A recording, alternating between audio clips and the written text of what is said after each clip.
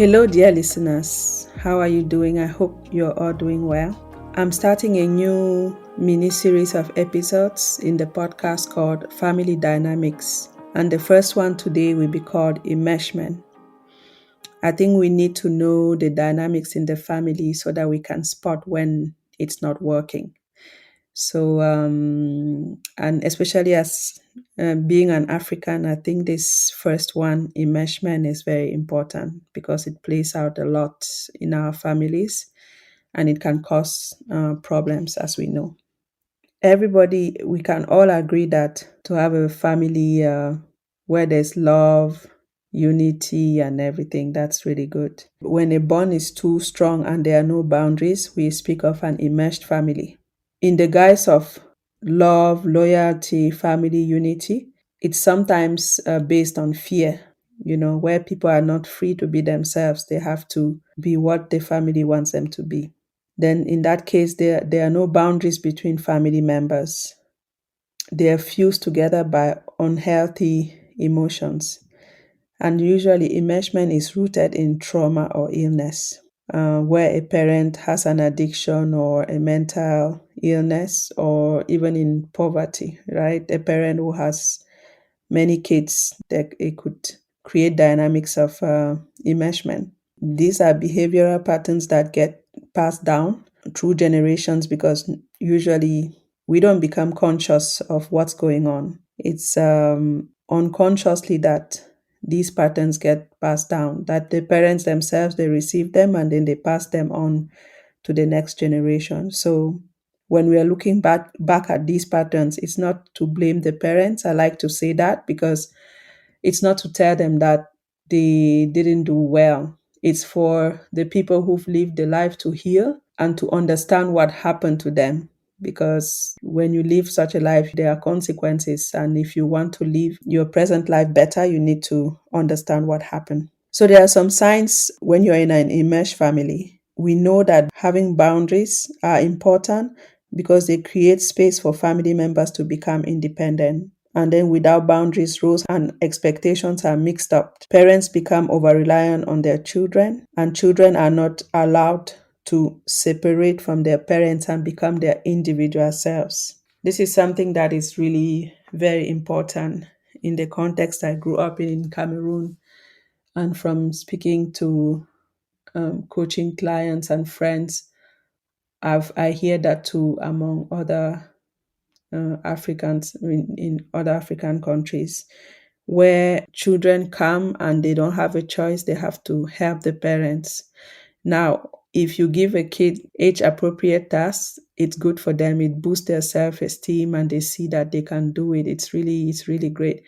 But where it becomes toxic is when the child has no choice and then they get burdened with tasks. They cannot even go play with their friends and everything. In my culture, in Cameroon, it's accepted that kids have to help their parents, but I don't think the tasks are often age appropriate. If the parent in the enmeshed family expects their child to follow the beliefs and values of the family, they will discourage their child from following their dreams. Oh, you're not good at this. Oh, singing, that's not for you. The individual self of the child is not recognized. It's the child, it kind of is like a token for the parents to do whatever they need to do. Your self-worth depends on your child's achievement as a parent. So that's the thing. The child becomes a token, a tool that has to come and fill your own emotional void. Your life centers around the life of your child. So you don't have your individual self anymore. Everything is around the child and they have to fulfill your needs. You believe that you can give your child all the support they need and that they shouldn't reach out to those outside the family. This is a big problem where children are instructed that everything about the family has to stay in the family. And when there's no abuse, it's okay. But in cases when there's abuse, where maybe you can speak to an auntie or someone out of the family and ask for help, well, you're not allowed to. And then this kind of parent thinks that they need to know everything about their child's life. No, because your child is an individual person and they need space and respect. And then they feel that their child is their friend and they can expect them to support the parent emotionally. This is very, very detrimental because the child is a child. The child is not your friend. You need to find adult friends to confide your big adult emotional, financial, relationship problems to, and not confide that in a child. This is very, very important. When I hear sentences like, my child is my best friend, I just cringe. I say, oh my God, no. No, your child is not your best friend. Your child is your child. Your best friend is your best friend. And we really need to make that the distinction. I will talk about it later when we talk about parentification. Yeah, you share personal information that should remain private with your child. That's the thing. The child doesn't have the emotional ability to process such information. So actually, you're not helping your child. It's very destructive for the child when they grow up to deny themselves to be the emotional caretaker of the parent. So that's enmeshment, role reversals. We don't know who is the parent, who is the child, because now the child becomes the parent and the parent goes to the child to vent. So we have to be mindful of that, I would say. The child is rewarded when they behave in ways that please the parent and strengthen this enmeshment bond. I mean, the child should feel loved unconditionally and not feel like they have to serve a purpose. If not, they might be cut out. And it happens a lot, though. So how does a child in an enmeshed family behaves? We might wonder. They don't have a strong sense of who they are because the boundaries are blurred. They don't know where their own self stops and the other person starts, and vice versa. They are not encouraged. The setting is set up in a way that it's not meant for them to become individuals, like whole beings. They have to be an extension of their parents, and it's not good when you become an adult. We talk about that. The child doesn't think about their needs because they are focusing on the needs of the parents, of the siblings. They are trained to take care of other people's needs. They can grow to think that their needs are shameful. It's shameful to have needs. I was for the longest time that person, hiding my needs, hiding how I felt because I was ashamed. So that child would think that, yeah, it's not okay to have needs, but they are hyper tuned to the needs of the parents, of the siblings, taking care of everybody except themselves. They make sure that their goals are in line with what their parents want from them because there's this threat, even sometimes if it's not said, like this loyalty that you want to make your parents proud, you want to please your parents, and also sometimes you don't want to be cut out of the family unit. And this bring about very conflicting feelings because the child will feel guilty about the when they need space, right? They just need space to be themselves, to go visit friends, to go to the mall, but they feel guilty because not only they don't just create the guilt, most of the times the parents guilt trip them, tell them that they are ungrateful, they are not thankful enough. They should have left them in the village, now they're, I don't know, abroad. So it's very bad because this guilt often accompanies these children when they become adults, right? Into their adulthood. And these children avoid conflict and they don't know how to say no. They are not trained to say no. They say yes all the time because that's what their parent wants to hear. And then when they are not in that setting anymore, they don't know how to say no in relationships, in friendships. They don't know how to say no. And they would rather go climb the Kilimanjaro than to have conflict with other people. Conflict avoid, and they think that having a conflict will kill them. It's that bad. Or saying no means death. It's really, really bad. It's so uncomfortable. You can have conflict and then resolve the conflict and then move on with your life. That's something that we need to learn. So the consequences that can happen to someone who grows up like this. I talked about parentification. It's also a blog post on my website, miriamjoku.com. The blog post is called Parentification, Growing Up Too Soon. So that's one of the consequences of living in an enmeshed family, right? Is being parentified. That is, the roles are inversed and then the child becomes the parent. And there are two types of parentification. instrumental parentification, where the child just takes over running the house, takes care of the siblings, pays bills, does the dishes, cooks for all the siblings and everything. This is a big problem in African families, where the eldest child is given this role of this Cinderella role of taking care of the younger siblings. What I've noticed, I've heard many stories about this. Sometimes there's a gap between the eldest child and the younger children, or the mom was young when she had the eldest child. But anyways, in my case, yes, my mom was young, but there's only 2 years of difference with my sister. But I was her caregiver for a long time.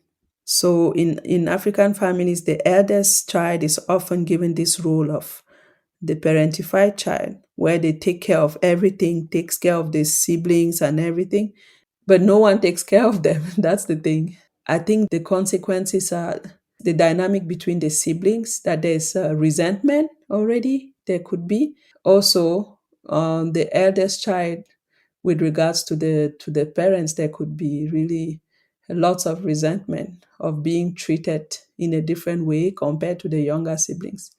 And in some extreme cases, maybe the younger siblings don't gain the routines to take care of themselves because no one taught them to take care. The bigger one had all the routines and was set up to take care of the household. And then the younger ones, they don't know how to take care of themselves. What should have been done was the parents teaching all the kids to take care of themselves, so that with time they become more and more independent. Because the eldest child, while doing that, doesn't develop emotionally because they are so busy cleaning, cooking, and doing all the chores, that they don't have any time for themselves to reflect, to be bored, to watch movies, to talk on the phone with their friends and things like that. So this is something we have to be mindful of.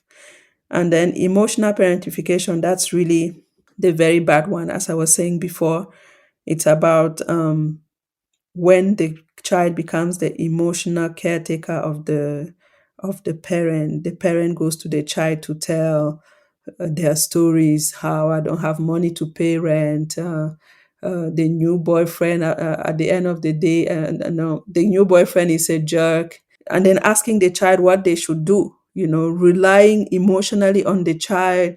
So it again brings the child to in that position where they have to put their own needs, their own emotions in the back end and take care of the parent. And that cannot be healthy. In the long run, it's not healthy. It doesn't turn out well. And it's really bad. I don't want to go too deep into this, but the consequences for the emotional development of the child it's very detrimental, where they low self-esteem, they don't know who they are, and many things. Speaking of not knowing who they are, one of the consequences of enmeshment is, they call it individualization. You don't become your own person. You don't have a sense of identity because you never had the chance to explore, to discover who you are, what your values are. And so your identity is a bit blurred. You don't have that boundary between yourself and others. You don't know what your role is. Then you don't know how to manage your emotions because you never had time to let your emotions come up to the surface, bubble, and then these children, they might bottle up their emotions, and then when it's too much, they will lash out and things like that because no one helped them. That space was not created for them to even welcome or even discover their emotions. I didn't even know what I felt I'm 30, how many years old now? 30 years old. And I don't know, for more than 30 years, I did not even know how I felt. If you ask me, what are you feeling? I was not able to say it because I didn't know. So this comes from being so busy, cleaning, cooking, selling in a bar, and being like working like a slave, than even taking 1 minute to ask myself, who is Miriam? So that's what it does to people who go through this. A child from an immersed family can also have like a fear of abandonment, which can lead them into codependent relationships. And when you think of it, codependent relationship is what is the kind of relationship dynamics in an enmeshed family, where there's no separation between the other person and you. You don't know where your personal space is. If the dad comes home, he's in a bad mood, everybody is in a bad mood. You feel as if you have to be taking care of everybody's feelings, how everybody is doing, being there for everyone.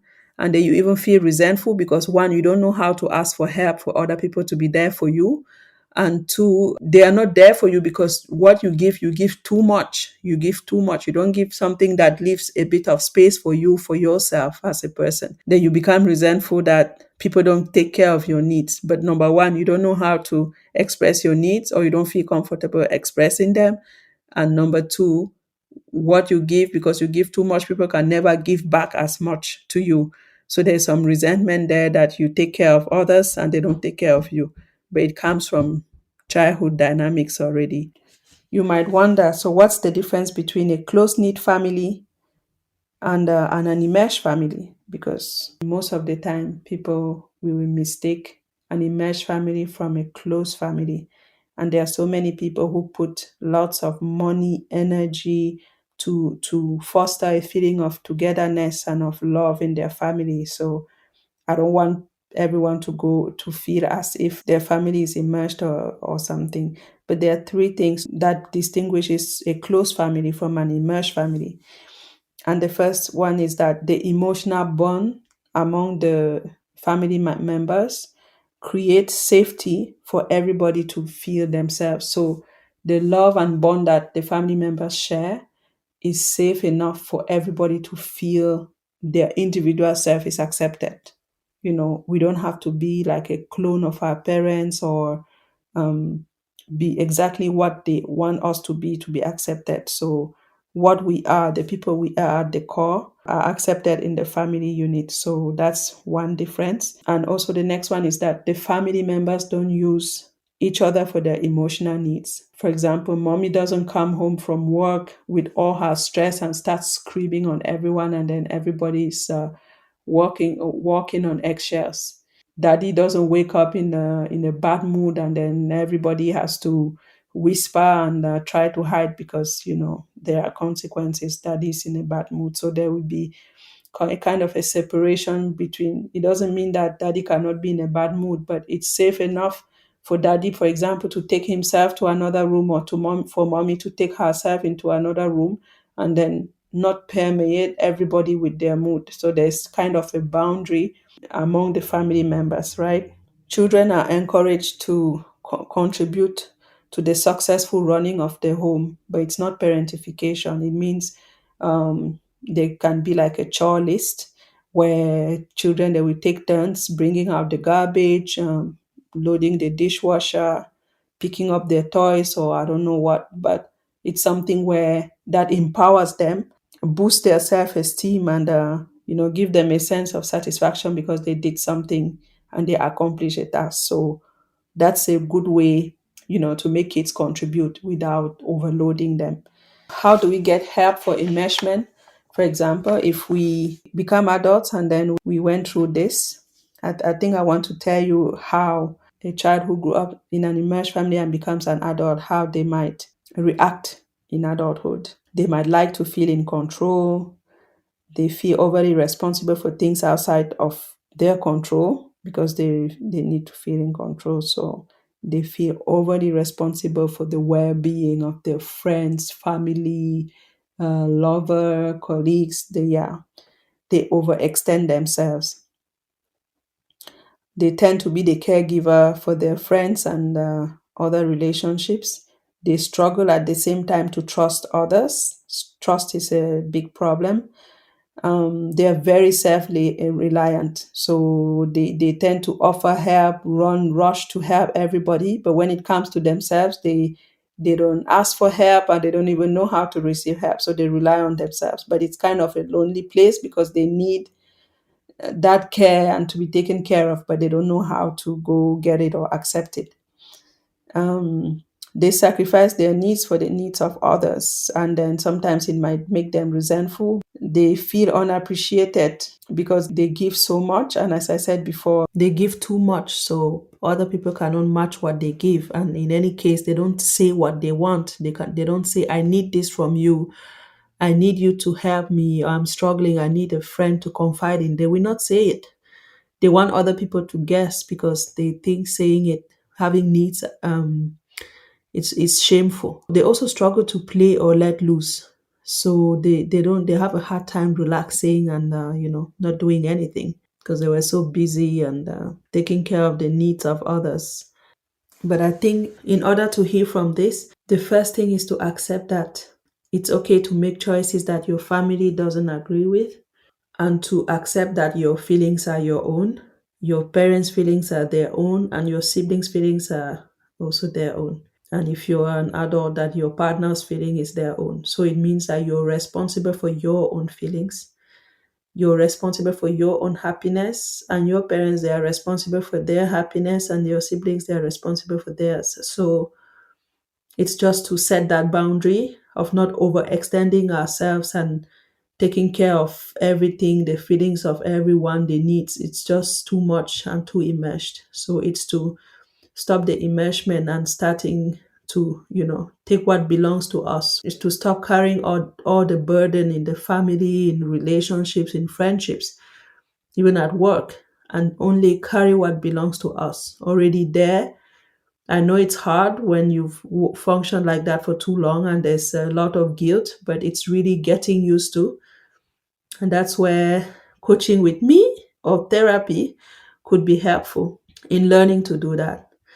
And know that you can survive the discomfort of setting a boundary, because telling somebody no or setting a boundary of when, I don't know, you want to communicate with your parents, or you want people to treat you, and actually saying it feels so uncomfortable. Sometimes it's like you're going to die because you set a boundary, but nothing is going to happen. I mean, good things can happen actually because people know what you stand for, and I mean, it can help. I think in general, we need to go inwards, because all that development that hasn't happened yet, that emotional lag that we carry inside, we have to go inside and get to know ourselves, develop ourselves. What do we stand for? What do we like? What are our interests? What are our hobbies? So you go inside yourself and then you try to see how you feel, try to identify your emotions, trying to identify your hobbies, what you like, what you don't like, in what settings are you comfortable, are you not comfortable, and you set boundaries. I know it's hard, but you have to set boundaries. And also, you have to create space for yourself and for others. If you're in a relationship, you have to let your partner have space, and also create space for yourself. You can go out with other people for a drink, or by yourself. You go walk in the forest or in a different room. If you're upset, you consciously stop creating that dynamic. But I think also if you build that self-esteem inside, it might help with not being in a codependent relationship if you're an adult. And if you're a parent, it's helping your child, giving your child that space to build their sense of self, signaling that who they are is okay. They don't have to be a copy of you or what you think they should be. And of course, not confide in your kids things that are too big for them, and things that should be confided to an adult. Make it clear and model to your child that it's okay to have relationships outside of the family, to have a mentor, to have friends, to speak to other people, to, create that dynamic, that they are not against the family if they like art and the family, everybody is a doctor. And also as a parent, I think it's important to develop your sense of self.